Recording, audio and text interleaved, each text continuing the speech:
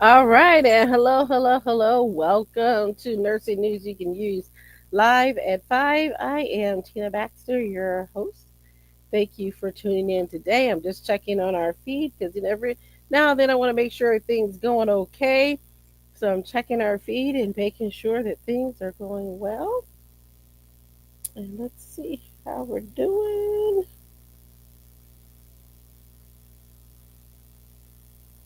All right. And looks like we are all set to go. Yep, we are live and welcome. I'm excited. Today is July the 9th, 2025. And I know we missed last week. And I want to say happy 4th of July to those that I missed. There's been a lot going on in the last few weeks. And so I wanted to make sure that I keep you up to date. We've had a lot of things happening. And I hope you're having um, a great time this summer and looking forward to just enjoying the summer. All right, let's go ahead and get into our affirmation for today from the You Are a Badass calendar from Jen Sinceri. And it says Cicero, and it says, do not shrink back from something you desire because it's too risky. Just being alive is risky. So take a chance, take a leap of faith. We're in the middle of doing a couple of challenges. So I want to encourage you today to think about this, how you can challenge yourself. One of the things that I am doing is I'm doing a productivity challenge where I am working on the one thing to get done and spending 1 hour. And so part of that is on actually cleaning and decluttering. And so I'm taking 1 hour a day to declutter a spot in my house or a spot in my office and to do that and to focus on getting those things done. So I encourage you to do something today that's good for your mental and physical health. So let's go ahead and get into the news because there is a lot to cover and I want to share it with you. Our first story, this is coming from North Carolina Health News, and it says advanced practice nurses calls matchmaking services linking them to physicians expensive and exploitative. So let's get into what it says. It says, Doctor, good evening, just checking in. Advanced practice nurse, hi, all is well here, no changes or concerns. Advanced practice nurse, good morning, just sending my April check in. All is good here, no clinical concerns. Doctor, great, glad all is well. These texts cost one advanced practice registered nurse in North Carolina $6,000 a year, according to texts that the nurse supplied to North Carolina Nurses Association. If they want to work in North Carolina, advanced practice registered nurses, in particular nurse practitioners, are required to work with a supervising physician. Certified registered nurse anesthetist arrange an arrangement with an organization that employs an anesthesiologist. Nurses say that these regulations create unnecessary red tape and cost to APRNs and to patients. Doctors argue that the rule contributes to patient safety. Just based on those text messages, really though, and then that's exactly what it says. You can see a picture of the text messages on here, and so APRNs have long fought for the right to practice independently. They want to see the law changed so they can run their own businesses and clinics without a physician signing off on it. And those physician signatures are expensive. Many APRNs report that they pay their physician supervisors upwards of $1,000 per month for supervision that doesn't go much further than texts like those above. And that's my point. In Indiana, we're in a collaborative practice state as well. And I just think if there was real collaboration, I could see value in it. But it's arbitrary, and the physician never actually has to see the patient at all. They know nothing about the patient at all. They just read a chart and sign off. And it just makes me, you know, and it's only like 5%, so it's not like it's a large amount. And I'm not advocating that it should be a large amount, but I question the validity of this. And like, what added value does it have? Now, should they, you know, look at a different way? I don't know. There's got to be some sort of way to make this equitable for everybody. But yes, it's downright expensive. So here's in North Carolina. It says, even as the legislative battle over eliminating that requirement drags into another decade, a new service has emerged, matchmaking agencies that pair APRNs with supervising physicians. It has become increasingly difficult for nurse practitioners outside of major health systems, such as those who own their own practice, to find a supervising physician, said Tina Gordon, CEO of the North Carolina Nurses Association. In that sense, these matchmaking services are meeting a real need. But with the extra costs that come along with supervision, the companies are preying on the desperation of some APRNs to fulfill their contractual requirements to practice. The companies respond that they are empowering nurse practitioners to take control of their careers and provide needed health care. They advertise the supervision gigs to physicians as a side hustle with low time commitment. And see, that's the issue. That's the issue I have for it. It's a You're marketing it as a way just to make additional money without actually adding any value. And that's the problem I have. Anyway, it says nurses say those advertisements demonstrate how little the supervision requirement really matters for patient safety and positive health outcomes. Still, Gordon says language added to a bill in the state legislature recently is a step in a positive direction as it would define the four APRN groups in statute. So there are about 21,000 APRNs in North Carolina, according to NC Board of Nursing. Nursing advocates have been seeking legislation that would grant all four APRN groups, nurse practitioners, nurse anesthetists, nurse midwives, and clinical nurse specialists, the ability to practice independently for years, but in the past decade, they stepped up their efforts. Currently, only one nurse midwife have full independence, something that came up to them as part of the 2023 bill that tightened abortion regulations in the state. The bill also dropped the requirement for nurse midwives to work under physician supervision once they've completed at least 24 months or 4,000 hours of initial practice. They can also be supervised by a more experienced midwife. Though other advanced practice nurses have argued that they always collaborate with physician colleagues as needed, but they also argue there's no need to be financially tied to them. Doctors have repeatedly fought the legislation, arguing that APRNs are not trained to practice individually, but rather as part of a coordinated care system in which doctors have the education, training, and experience to lead these teams. However, may I point out that you're not really leading anything in this current model. And I just think it's just an added expense. And we also have shown in other states that nurse practitioners have been able to fully practice independently within their scope. So that's the other contention, and been research for this. So no legislative changes took place this year before lawmakers left Raleigh last month for an extended summer recess, much like is what happened in Indiana. I just think it's just a shame that we're having this fight when it's really not over patient safety. It's about compensation and making extra cash. So while members of the Senate have been more supportive of giving independence to RPRNs in the past, measures have often failed in the House of Representatives where there are two physician uh, representatives. So that makes you question some of this. So nurses, I'm going to say maybe it's time some of us start running for office. That may help us. But there are certain places like collaborating docs, and I'm not naming anyone. This is in the article, so I'm not throwing a shade at anyone. I have not used any of these. Okay. So someone started collaborating docs. One of the service matching APRN supervising physician. Busy with the new company, the physician stopped supervising Sarah and switched her to a different one through collaborating docs, costing her $500 a month. So she started at $250, now it's $500. Now I'm sort of kicking myself. She's making a crap ton of money off desperate nurse practitioners who want to be able to practice independently. Kyle Renicky, I'm hoping I'm saying that right. Renke, that's what it looks like. Renke, Chief Operating Officer of Doctors for Providers, another service that matches nurse practitioners to supervising physicians, said many of their clients prefer the service because it offers more safety and resources than a direct relationship, which could terminate at any moment without backup. The system gives APRNs a support system and avoids interruptions in patient care.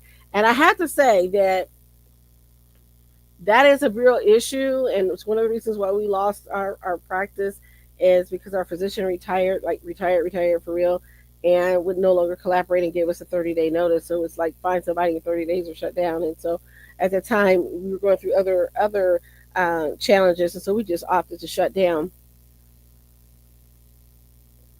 But that, again, brings the issue.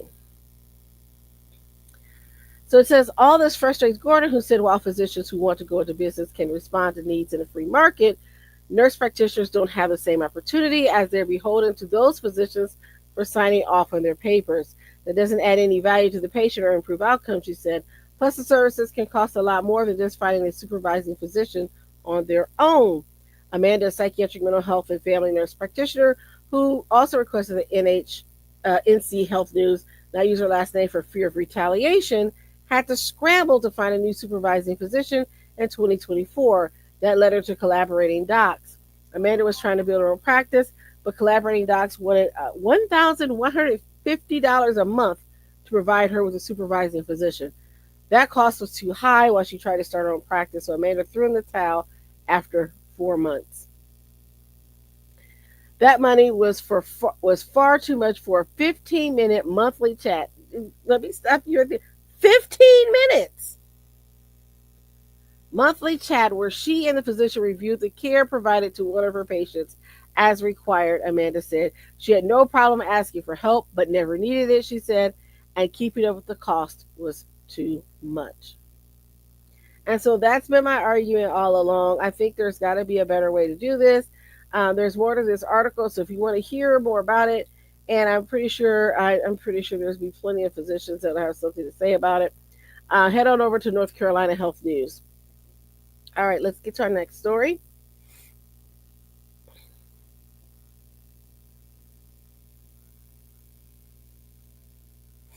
And by the way, while I have you, if you have anything that you want to talk about or any issues that you don't know of, feel free to send it to me, message me, let me know.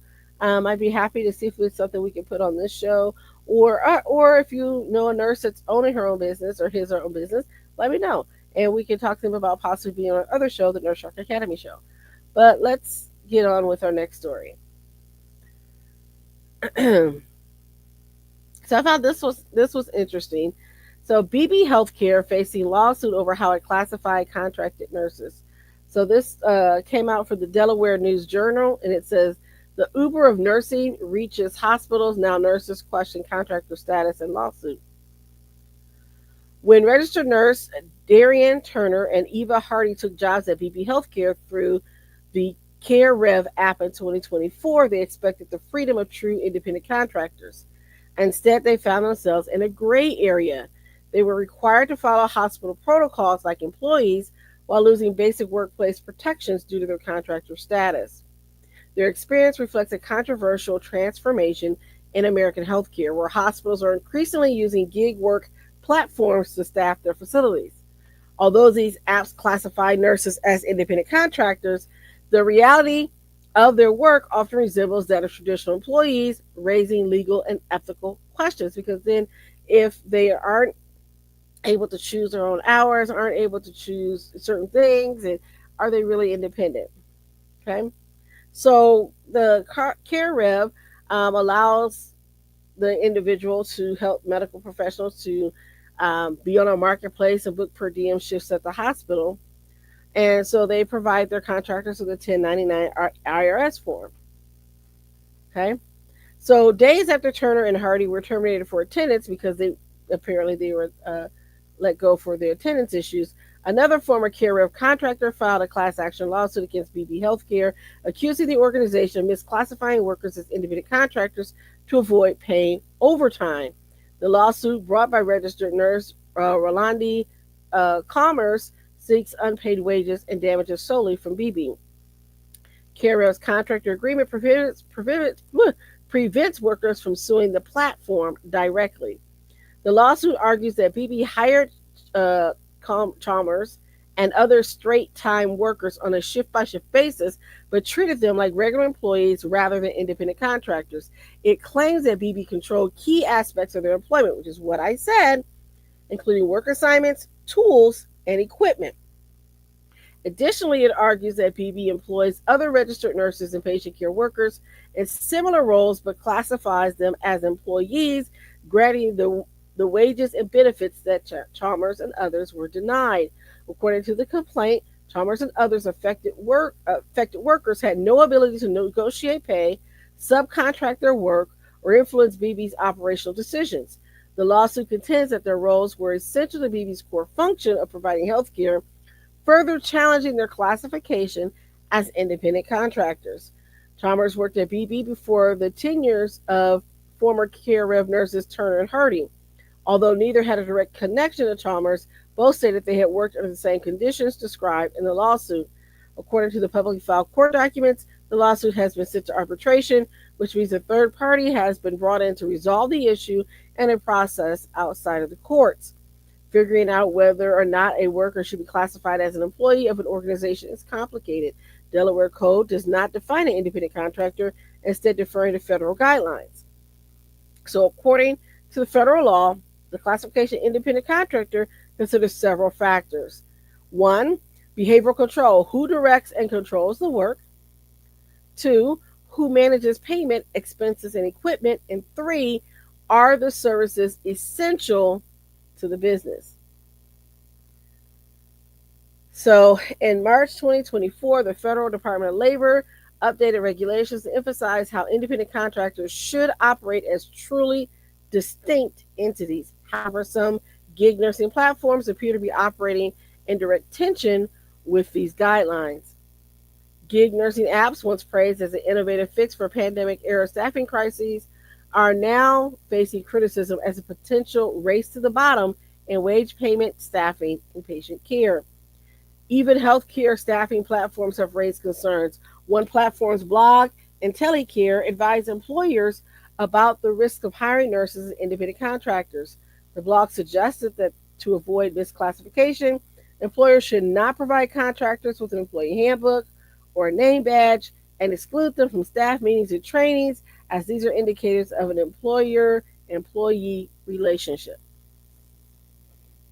So this is where this becomes a sticky situation. So if you're working through one of those gig apps, let me know how it works for you. Share it with the others. So this is a very important issue I think we need to discuss.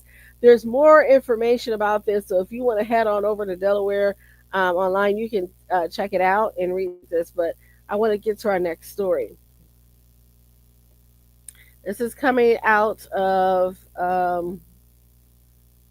WUSF. This is Florida. It says DeSantis cites bureaucratic overreach and veto of Florida nursing education bill. Governor Ron DeSantis on Wednesday vetoed a bill that would have increased state requirements for nursing education programs. The House on May 2nd unanimously passed the bill, HB 1427, while the Senate approved it in a 26-5 vote. The bill would have made a series of changes related to Florida Board of Nursing's approval and oversight of nursing education programs. For example, the bill would have allowed the board to consider adverse actions taken against nursing education programs elsewhere in the U.S. when making decisions about program approvals. So that what that means is that if you had a program in another state, let's say here in Indiana, and you decided to open up a nursing school in Florida and you were sanctioned here in Indiana, they would take that into consideration about you and your ability to open and operate a school in Florida. In a veto letter, DeSantis wrote that the bill institutes bureaucratic overreach by allowing the Board of Nursing to impose a host of additional regulations on nursing programs and their directors. These policies will deter programs from accepting students, encourage them to focus on test preparation rather than training students who work in healthcare, and will hinder the state's ability to recruit and maintain nursing programs and directors in the first place. But the Florida Nurses Association supported the bill, pointing to issues such as the Florida trailing other states in passing rates on national nurse licensure exam. And that we reported on earlier. If you watch earlier episodes of the show, we talked about that, how Florida was kind of at the bottom of NCLEX pass rates. And then, of course, we had Operation Nightingale stemming from some unscrupulous actors who were selling fake diplomas and credentials to pretend nurses. So this is some of those things. I just question. I'm pretty sure he got pressure from hospitals and other places. But when you want a nurse that knows what she's doing or knows what he's doing and have good quality care, You have to be able to pass the test, sir, in order to become a nurse. So I just find it interesting that both the House and the Senate agreed to this and very convincing margins, and your own governor decided to vote against it. So let me know if you're in Florida and if you have any insight on what's going on here. Let me know. This is going back to talk about United Healthcare, and we'll take a brief break after this. United Healthcare, just to follow up on this further stories about what's going on with them. And this is coming from Reuters. DOJ questions former United Health employees over Medicare billing practices, WSJ reports. The WSJ reports that former employees were questioned by prosecutors working for the healthcare fraud unit in recent weeks about the company's efforts to report specific diagnoses that generate higher payments and document lucrative diagnoses, including testing patients and sending nurses to patients' homes. After more than a decade or a similar Department of Justice challenge to our Medicare Advantage business, the special masters concluded there was no evidence to support the claims that we were overpaid or engaged in any wrongdoing. This is from um, um, United Healthcare. The FBI and the Department of Health and Human Services Office of Inspector General also participated in some of the interviews. The DOJ did not immediately respond to Reuters' request for comment. Once considered a reliable bet, the healthcare behemoth has lost its appeal following a series of management missteps. United Health stock has fallen nearly 40% so far this year. The Wall Street Journal reported in May that the healthcare fraud unit was overseeing an investigation into the company's Medicare business, the U.S. government program that covers medical costs for individuals age 65 or older and those with disabilities. The report came a day after United Health suspended its annual forecast due to surging medical costs and said that the former CEO, Stephen Hemsley, would replace Andrew Whitting. So that's just an update to that story. We'll continue to keep you on notice of what's happening with United Healthcare. And let's go ahead and take a brief break. And hello, Malang Technology. Nice to see you. Yes, I just saw your comment. Welcome. Thanks for watching. Break free and come feel the sun with the Nurse Shark Academy. Nurses, are you ready to break free from the grind and build something of your own? It's time to take your skills beyond the bedside and step into entrepreneurship. Join our webinar, Break Free, the Nurse's Path to Entrepreneurship, where you'll learn how to shift your mindset, explore your nurse-owned business ideas, and get the exact steps to launch your own business. This is your time to take control of your career and create a future you love. Seats are limited, so grab yours now. Break free and join the Nurse Shark Academy at thenurseSharkAcademy.biz. Okay, we're going to talk more about that in our announcements at the end, but we do have an event coming up at the end of the month. I'm so excited about that. So if you want to get your seat, you can head on over to the NurseSharkAcademy.biz to join our Break Free webinar. And so if you're a nurse or anybody in the healthcare professional that's looking to start their own business, this is a great place to be. All right, let's get back into the news. All right, here's our next story. This is from McKnight's Long-Term Care News. No, excuse me, Skilled Nursing News. I apologize, Skilled Nursing News. And it says DON salaries rise 4.07% in 2025, outpacing slower gains for RNs and CNAs as CCRCs. So directors of nursing, that's what DON stands for, and continuing care retirement communities, that's what the CCRCs stand for, and life plan communities saw about a 4.07% salary increase in 2025, up from the 3.53% in 24, while clinical roles also experienced wage increases, though smaller than those seen the previous year. This is according to a survey from the Hospital Health Compensation Services, the HCS, which was produced in collaboration with Leading Age. Registered nurse wages rose from 3.59% down from 5.28% in 2024, and CNAs received 3.9% increase down from 5.03%. Of the 528 CRCs that participated and provided compensation data on more than 90,000 employees, covering 47 management and 55 non management positions, around 80% of the study participants were for nonprofit facilities. Meanwhile, directors of human resources saw the greatest percentage increase in their compensation year over year. That associate director and COOs also saw the overall smallest average increase to $162,260 from $158,420. Okay. Meanwhile, the average salaries of executive directors and CEOs increased to $218,637, up from $210,814,000.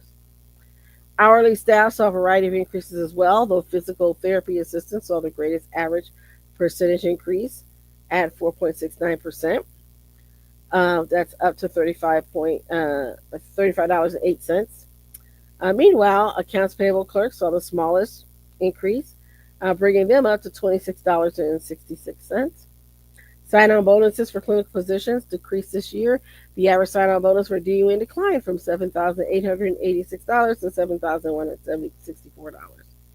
So, as you can see, DONs seem to have fared a little bit better. If you want to check this out, go on over to Skilled Nursing News, and you can certainly see that those numbers there. All right, and let's get on to our next story.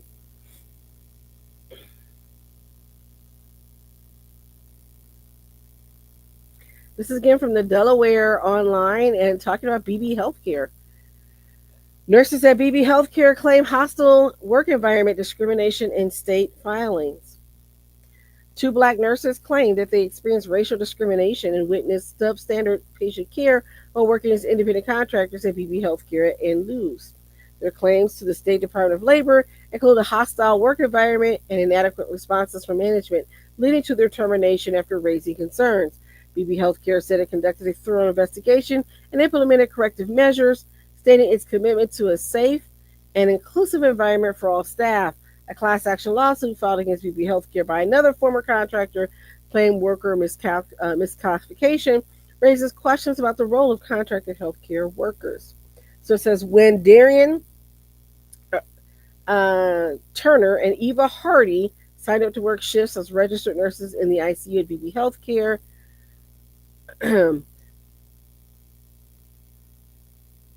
it says, okay, it goes on. I'm sorry. It looks like there's something that got blocked out. I can't see it. So it says, as hospitals increasingly turn to contract labor to address shift shortages, gig style platforms such as CareRev are reshaping how the clinical professionals work.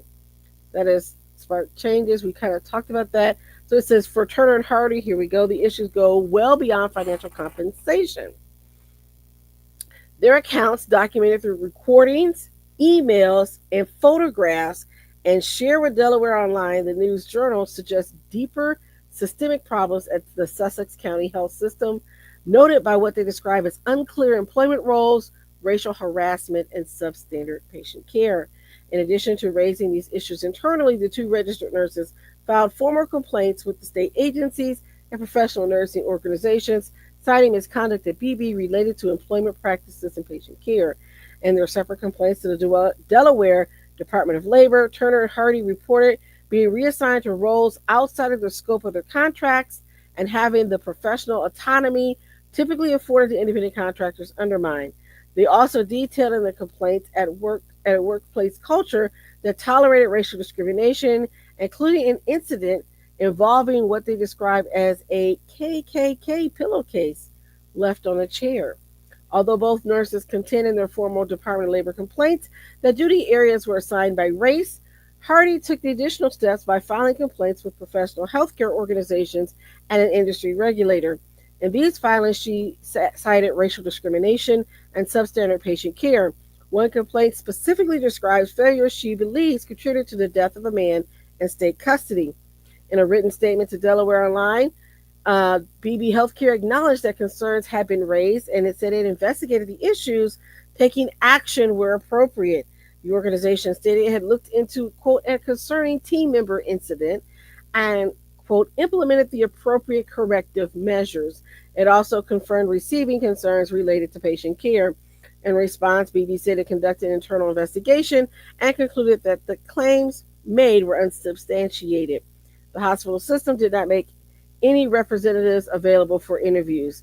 During a virtual meeting with the nurses, which was recorded and later shared to Delaware Online, BB's chief nursing officer acknowledged problems at the hospital and expressed a commitment to addressing the behavior the women experienced. Both nurses also reported facing retaliation for speaking out, according to their filings with the Department of Labor. As of this reporting, BB has only responded to Hardy's Department of Labor complaint, denying the claims of racial discrimination, substandard care, or any retaliatory actions taken against her. Turner's path to nursing began when she, while pursuing a biology degree to support herself, she worked nights as a certified nursing assistant and found fulfillment providing bedside care. After earning her degree, she knew she wasn't done and returned to school to become a nurse. So, again, those are some of those issues that are being raised. I'm curious to see what other things were said. So, let's take a look here. Um, It says around October 15th, Turner, Hardy, and other black nurses filed complaints with BB's unit manager. They reported that staff nurses routinely questioned their credentials, asking where they had worked and what degrees they held. The nurses said this created an environment of scrutiny and doubt. When we get there, we know they know that we're with Care Rev because we're black women. They do not have black women working on their staff. Aha! I see what's happening. So they don't have anybody normally working that doesn't look like them. And they request then staff to come in, and of course that means they'll bring in someone that they need. So that's what's happening. Okay, so let me go on. It says, when we get there, they know that we're with Care Rev because we're black women. They do not have black people working on their staff, Hardy said. So you're automatically asked questions about your qualifications before they even ask anything else, like, are you new here? Turner, who had 5 years of experience working in intensive care units through staffing agencies across several states, said the questions made her increasingly uncomfortable. Staff frequently asked her about her pay rate and shift selection, but it was the inquiries into professional background that felt the most invasive. She said the interactions felt less like casual conversation and more like an interrogation. Tensions grew after Turner and Hardy each experienced patient emergencies. Following hospital protocol, they called on BB staff nurses for help during medical emergencies, but their requests were ignored. Our patients were not being helped because if we were busy with another patient, then we wouldn't answer call lights. They wouldn't help any of the black nurses' patients. Alarms are going off. If their call lights are going off, they would be sitting there with their feet propped up watching Netflix. They wouldn't come into the room. They wouldn't attend to your patient. Frustrated, Turner and Hardy brought these matters to the unit manager's attention, but instead of resolving the issue, the state manager's response seemed to deepen tensions. They later overheard the unit manager discussing their complaints with BB staff nurses on the unit floor. They also learned that the details of their reports had been shared during pre-shift huddles, meetings that Care Rev contractors were not asked to attend. Following these discussions, Turner and Hardy said they became targets of mocking and taunting by some white staff nurses. When Turner mentioned these encounters to the unit manager, she was told that the behavior was not racially motivated, as other white nurses had reported experiencing similar treatment. Well, hello. It sounds like that's not good behavior anyway. That's a poor response. It shouldn't happen to anyone, regardless of their color. So, no, ma'am, that is incorrect. Ooh, that's some terrible stuff. Okay. So still, Hardy said the experience left her discouraged from speaking out again. I felt that I went about it the proper way. I stayed professional. Hardy said ultimately we were retaliated against. On October 30th, at the start of her shift, Turner said she walked to her chair and noticed a white cloth draped over it. Upon closer inspection, it was a pillowcase with eye holes. The words Happy Halloween, ICU, PCU were written on it, but with no other Halloween decorations in sight. Turner believed the message was meant to obscure more sinister symbolism and liken it to the KKK. Alarmed, she took a picture of the decorated pillowcase and texted it to the floor unit's manager. So again, here's the other thing. Could have been that, or it could have been they were calling her another racial slur. There's other racial slurs that are associated with ghostly figures that's directed towards black people. That could be it too. So the manager came out of his office, removed it, returned to his office, sent her a message. Already, if you want to talk about it, my door is open.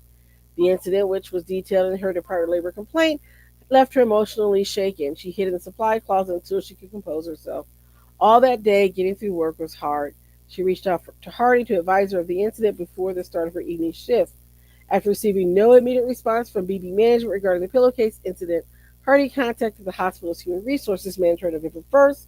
Shortly after, she and other care rev nurses were invited to a series of meetings with BB administrators.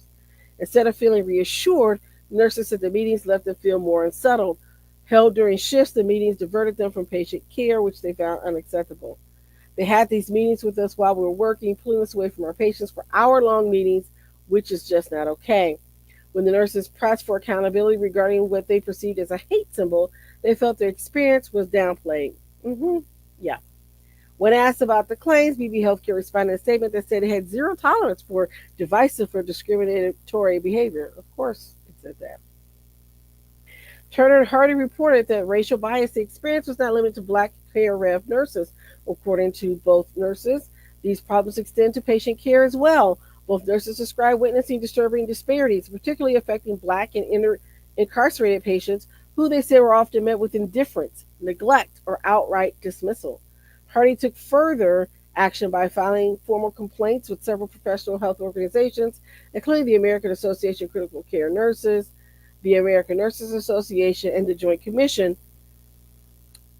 So, in her correspondence, ICU trained nurse outlined several concerns, including missing medical equipment, ignored patient vitals, and failures to follow basic protocols. In particular, her concerns centered on the death of a critically ill patient in early November 2024.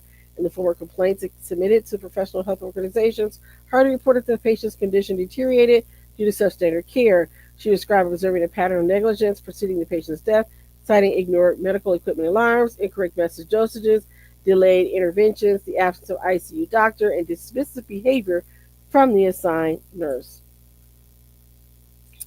Hardy could not share the patient's identity due to HIPAA restrictions, but public records suggest he was a 56-year-old pretrial detainee for Texas Correctional Institution. According to a news release by the State Department of Correction, the inmate was taken to BB for treatment. The announcement stated that the inmate's condition deteriorated and he was pronounced dead at 7:50 a.m. on November 5th. When asked to comment, BB Healthcare confirmed it received complaints regarding patient care at one of its facilities. In its written statement, the hospital said it conducted a thorough investigation and concluded that the claims were unsubstantiated. Mm-hmm. So there's a lot more into this story. There's like a couple more pages, but you just don't have the time to get into it. But let's do a deep dive into this, and I might even have to do a part two on this one because yeah, this is a lot coming out of this. So we're gonna see what happens. Now it's gone up the food chain, and there's a class action lawsuit involved. Yeah. All right. So then this brings this story up. As I was curating stories today, it's looking at the state of Georgia, and it says family blames nurse shortage for son's death in Georgia emergency room. So hold on because this one's a tough one. Okay. A Georgia hospital is facing a lawsuit alleging it failed to prevent the intentional unaliving of a 35-year-old man who sought emergency psychiatric care and blames a lack of staff and oversight for his death. I do want to issue a trigger warning for this one as well because it does talk about an extremely sensitive subject. And if you need help, please call 988. All right, let's go on. It says the suit filed by the family of Michael Sheridan claims Memorial Health University Medical Center in Savannah and its staff did not provide um, the supervision required for patients experiencing a mental health crisis. The wrongful death and medical malpractice complaint named several nurses a physician, a psychiatric nurse practitioner, and a hospital's parent companies as defendants. Sheridan, who was diagnosed with bipolar disorder, called 911 from a Savannah hotel on January 12, 2024, saying he was having a nervous breakdown and needed help.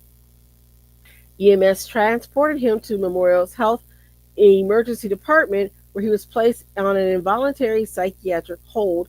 I'm in that state known as a 1013. I'm having a nervous breakdown, Sheridan said in a 911 calling. I'm having bad thoughts. I don't know what I'm going to do. Please help me. And I'm paraphrasing, obviously, because of the social media, etc. Okay. According to the lawsuit and police body camera footage reviewed by Investigate TV, the hospital psychiatric unit known as D-Pod was closed that day due to staffing shortages. Instead, Sheridan was placed in a general ER room and designated for line of sight observation, a level of monitoring that plaintiffs argue was never properly implemented. A short time later, Sheridan was found um, using his hospital gown as a rope. Okay, I'm letting you imagine. According to the police report, staff had him seen him enter the restroom with multiple gowns, but allowed him in unsupervised. It took nearly 30 minutes before security was called to break down the door. It was locked.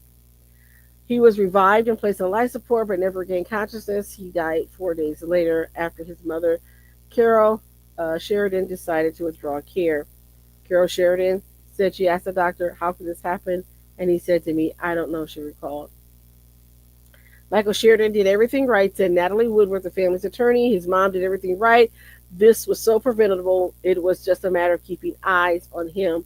The complaint alleges that the hospital maintain proper staffing levels or followed its own protocols, Sheridan's death could have been avoided. A supporting affidavit from a medical expert said the hospital's failure to assign constant supervision amounted to a gross deviation from accepted standards of care. The lawsuit also claims the hospital violated its own policy, which requires a nurse or sitter to accompany psychiatric patients to the bathroom. If someone said to me, "Think of your worst nightmare," I don't think I could have imagined anything worse than that, said Carol Sheridan. Memorial Hospital declined to discuss the lawsuit but sent a prepared statement. And as we know, here's their statement. The loss of a loved one is devastating, and our thoughts remain with this patient's family and friends, said hospital spokesperson Bryna Gordon. We are aware of the filing, which we are reviewing, and we will respond through the legal process. Our colleagues have dedicated their professional lives to caring for others and share in this family's pain. Michael Sheridan's case highlights the potential consequences when hospitals don't have enough nurses to care for the patients in need of help. So there's more to the story. If you like to reach out to that read the story, please do so. Also, again, if you are experiencing a mental health crisis and you are having thoughts, please contact or call or text 988 and get help.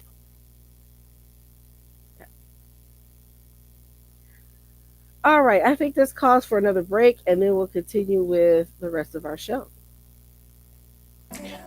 Ready to turn your nursing skills into a thriving business? At the Nurse Shark Academy, we give you expert strategies, real startup guidance, and the support to go from employee to empowered entrepreneur. Join us and build the nurse-owned business of your dreams. Start today and join us at the nursesharkacademy.biz. Okay, this seems like this is going to be a heavy news day. And so I'm just letting you know about this next story. And again, I don't bring these stories to be sensational or any of those things. I think it's important that we talk about these things because as a nurse myself, I want us to know about those issues and things so we can think um, before thinking and really protect ourselves in our profession. And so that's one of the reasons why I bring stories like this. So it's not just to get likes, thumbs up, whatever it is. These are important issues, and we need to discuss them. And the problem is these things are happening time and time again, and we aren't really talking about it. So this is why I bring these stories here I prefer to talk about um, more harder hitting, I should say, news stories with meat on this show. I respect others and what they choose to do, but I choose to talk about those stories that I think that we can learn from, that we can grow from, that maybe we can make a change in somebody's life.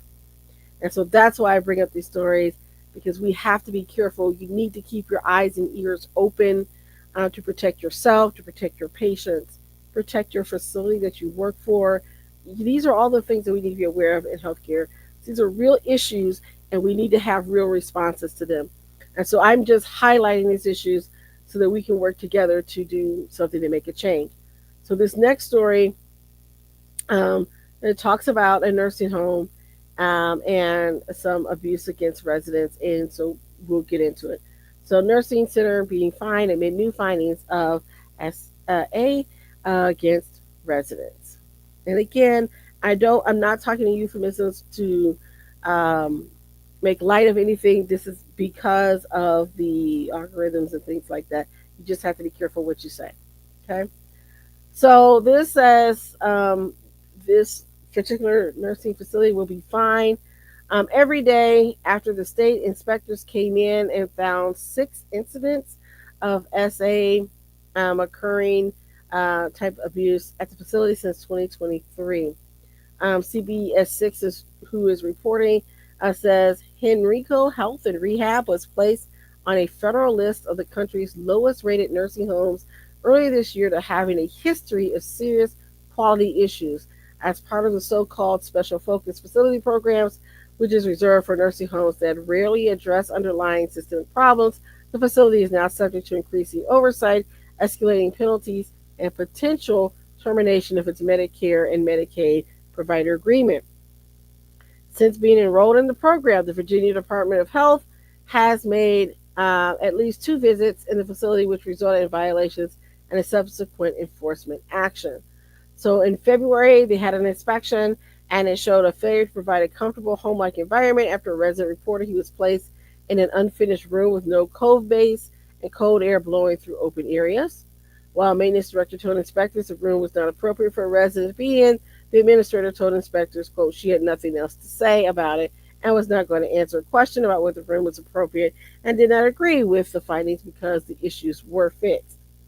A failure to remove a midline catheter after discharging a resident, increasing their chances of complications and infections. Violating quality care standards and failing to assess and monitor a morbidly obese immobile diabetic resident by not weighing the resident as ordered, omitting medications for 2.5 months as he experienced, quote, dangerously high blood sugar readings. Oh my gosh. And discontinuing a successful therapeutic diet. VDH stated physician was not made aware of these concerns and did not intervene. According to the report, the resident's wait was seemingly not completed for staff convenience. Inadequate nursing staff levels identified in 2024 that were excessively low on weekends and failed to maintain the highest practical well being of each resident. Inspectors noted that the current staffing schedules were sufficient and residents were observed to be cleaning and engaged in activities at the time of the inspection. Then in May, another inspection resulted in citations for a staff member failing to properly use a Hoyer lift, a task that typically requires 2 people, causing a resident to get hit in the head by a sling bar. The resident suffered a small injury. According to allegations in the inspector's report in February, a receptionist made um, comments of a giggity nature, as a Charlotte Nobre would say, to a resident, and then showed the resident a photo of him performing um, such actions with his mouth on another person. In March, the staff member blew a kiss to the same resident and made smacking sounds toward him. The resident reported feeling humiliated and angry. For a second resident in April, the receptionist, it sounds like this receptionist has got an issue. And why did they let this receptionist go after these incidents? I don't know. But anyway, for entering his room and said he wanted to perform mouth movements on him as well. When the resident returned to the facility later that day for a dialysis appointment, the receptionist was standing in the business office with the lights off and beckoned the resident to come inside. That's some sick stuff. A nurse aide reported that in March, the receptionist was inappropriate with them by standing close and making funny noises in their ear. Separately, a transportation driver reported in March that the employee tried to grab some areas that he shouldn't. Keep your hands to yourself, sir, on two occasions. So it sounds like this receptionist has been a problem, and I don't know why they're still working there unless they're related to the family, the CEO, or something. I don't know. Were they not reporting this to the administrator? Because I would have let them go. Like after the one, two, no, you're out, dude. That's inappropriate. Anyway, it says after learning of the incidents, the facility reportedly terminated the employee, finally, and filed a police report. However, VDH still cited the facility for failing to comply with requirements to report allegations of abuse to the appropriate agencies within 2 hours. And that's part of the problem. Henry Co. Health and Rehab has already been cited for SA against residents back in 2023 when a nurse aide allegedly shaved a resident's areas without any medical orders to do so and covered another resident's face with a washcloth and removed his self side to side and back and forth until it was hurting. Who does this? It's some strange stuff. The Centers for Medicare and Medicaid Services, the federal agency of nursing homes, sent a letter to the administrator in late June saying CMS would impose a $1,940 fine against the facility every day the facility remains out of compliance with regulatory standards. That fine had a start date of February 28, 2025 and will remain in effect until VDH determines the facility is back in compliance. So if you want to read more on this, go to this. You let me know. I'll post it in there. Post a link if you want it. Um, so this is from CBS News, and I'm like, y'all don't if you see something reported, don't don't do that. Don't do that. Okay. All right. We have a little bit of time left, and so I'm gonna hit off to these. This is gonna be our last story, and then we're gonna have our nurse making a difference because we've got 5 minutes left, and I just want to make sure we get in and get out. There's a couple more things, but we just ran out of time. All right, so this is coming from Ignite's Long-Term Care News. This is the article I was thinking of. It says nursing home fear Medicaid backlogs as quick approvals become even more critical. For Catholic Charities in New Hampshire in its 6 nursing homes, it's impossible to overlook the one provision of the One Big Beautiful Bill Act that seems to have escaped the spotlight: the reduction of Medicaid's retroactive pay window. The final bill signed by the president on Friday largely takes the window down to 60 days from the current 90. That's an improvement from a 30-day window initially approved by the House, which would have cost the New Hampshire provider an estimated $1.3 million based on 2024 numbers.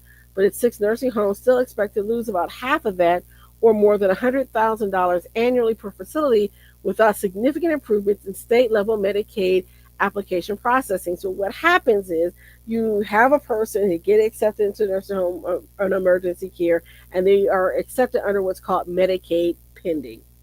And then Medicaid, if it takes them, a long time to process their application, will then back pay the facility for the time that they were waiting to get paid because they were in pending status. Now that wait time has been cut down to 60 days. And so if Medicaid doesn't get the ball rolling and get things processed, then that means the facility is eating the cost of having that resident there. And they're losing out that money. So the finalized reconciliation bill calls for changes in retroactive payments to kick in January 1 of 2027. So kind of have some time to fix it, maybe, if we had the will to do so. Limiting provider back pay to 1 month prior to the application for enrollees covered by Medicaid expansion and 2 months prior to application for traditional enrollees. In some states, getting approvals within the current 90-day window has been a challenge, given resident or family reluctance in applying, paperwork errors, and slow processing, and other understaffed offices. Eligibility is such a complicated process that Rick Abrams, president and CEO of Wisconsin Healthcare Association, it's going to make a difficult process even more difficult. Providers should view this as an opportunity to work with officials in their states to streamline applications and processes. Abrams is planning to work with his state's Division of Medicaid to explore how they can achieve more expeditious approvals. So yeah, this is some things that will be coming in effect. This is just one of many of the fallouts for healthcare. I want to encourage people to take a look at this. We don't have time to go through this entire article, but just to kind of sum things up to let you know what's happening and keep your breast. If you have comments of this and you're aware of what's going on and you have some concerns in your state or your facility, let me know. Leave us a comment, and I greatly want to share that. All right, so this is our nurse making a difference. And I wanted to share that because I always look for stories where nurses are doing incredible things to encourage other nurses. So this is from nurse.org, and it says off duty nurse rushes to save boy after accidental shooting. Amy, a flight nurse from Eustis, Florida, was relaxing at home on a Sunday morning when her nursing skills were suddenly put to the test in the most unexpected way. A frantic knock on her door from a neighbor turned her quiet day into a life or death situation. The neighbor's 5-year-old son had accidentally discharged a weapon in his head. Police reports indicate that the family typically stored firearms into locked boxes on a high shelf in the bedroom closet. However, it's unclear how the boy accessed the weapon. The incident has been classified as accidental. No charges have been filed. Uh, Amy, along with her fiance Robert O'Brien, who happens to be a Davenport police officer, immediately jumped into action while Robert grabbed medical supplies from his patrol vehicle. Amy assessed the child's condition and began life saving interventions. Together, they applied pressure to control the bleeding and contacted air medical transport. That fast, coordinated response gave the boy his best shot at survival. Later, medical professionals confirmed what we nurses already know.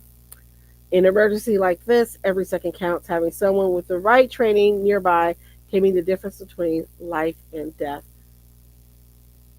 This heartbreaking incident is part of a larger issue that nurses see all too often. According to the CDC, firearms are the leading cause of death for children and teens in the U.S., with about 4,300 young lives lost each year.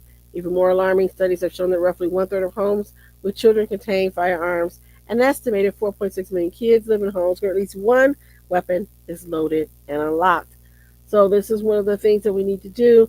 There's more that we can talk about, but I just want to say for Amy, congratulations on being a nurse making a difference. We thank you so much for what you're doing and being there and being present for that very young life. And I am glad to report that he went under with surgery, according to the article, and his condition was stabilized. So he's critical, but in stable condition. And the family has asked for privacy at this time. So congratulations to Amy for being a nurse making a difference. And I want to thank you for all that. So that ends our news segment. So I want to go ahead and talk about our upcoming event. All right, so we have coming up on July the 30th. This is our event. I'm excited for it. This is our break free event. So we'll have our webinar to talk about how to build your own business as a nurse and an entrepreneur. So you'll get a chance to do that. So if you want to sign up for that event, it starts at 1 o'clock on Wednesday, July the 30th at 1 o'clock. Sign up for that event. We want to see you there.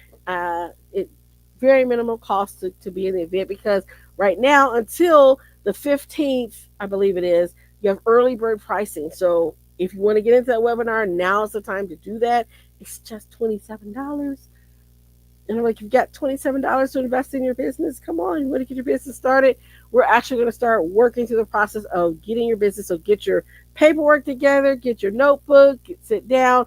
We're workshopping this thing. This isn't just one of those, I'm going to throw information at you and wish you for the best. No, we're going to workshop this and help you get started. So go to the nurseSharkAcademy.biz and sign up for that. And then if you need to get your CPR training done, or if you are a TB, if you're a nurse or a healthcare professional with a license, and you have had your basic TB validation for 6 months or more, we also on that day have our TB instructor course that's available. So if you want to join that course, go to Baxter Professional Services HealthEducation.com, as well as sign up for our CPR training classes. We have a CPR class on the 23rd and one on the 16th. So you can sign up for those at Baxter Professional Services HealthEducation.com. And then lastly, as just a little sneak peek, because I just thought I'd just tell you there's some great things. If you don't know, join that webinar because there's going to be some exciting things happen for that webinar. You need to do it because it's going to be great. Okay? Because I have some fun things, exciting things to get you even further. There's going to be bigger opportunities, but I'm going to keep that in my back pocket. Again, early bird pricing will go away, so get your tickets now at the NorthSharkAcademy.biz. That's it for me. It is now 6:03, and we're going to be out. We'll see you next week. And as my friend said, if the Lord wills and the creek don't rise. Bye bye for now.